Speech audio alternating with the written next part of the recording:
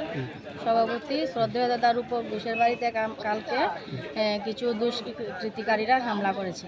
তার বিরুদ্ধে আমরা আজকে পথ অবরোধে নেমেছি। তাদের যারা তাদের বাড়িতে গিয়ে হামলা করেছে তাদেরকে খুব তাড়াতাড়ি গ্রেপ্তার করার জন্য। এই বিষয়ে পুলিশে জানাইছেন?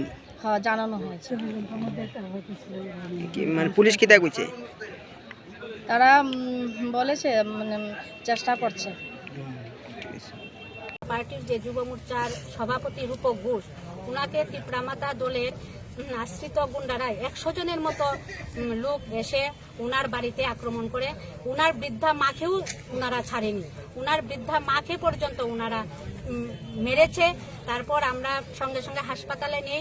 হাসপাতালে নেওয়ার পর রূপক ঘোষকে জীবিতে স্থানান্তরিত করেছে এবং ওনার মাকে কোয়াই হসপিটালে ভর্তি রেখেছে।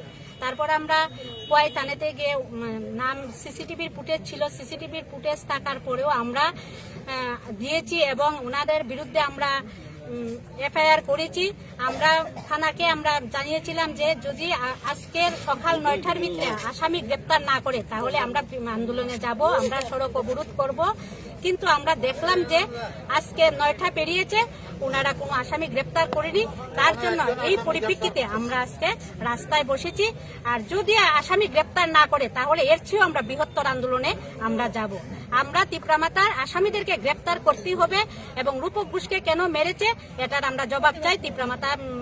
তীব্রামাতার বিধায়ক রঞ্জিত দেববর্মা মহোদয়ের কাছে আমরা এটার জবাব চাই, কেন রূপক ঘোষকে এইভাবে আক্রমণ করা হয়েছে।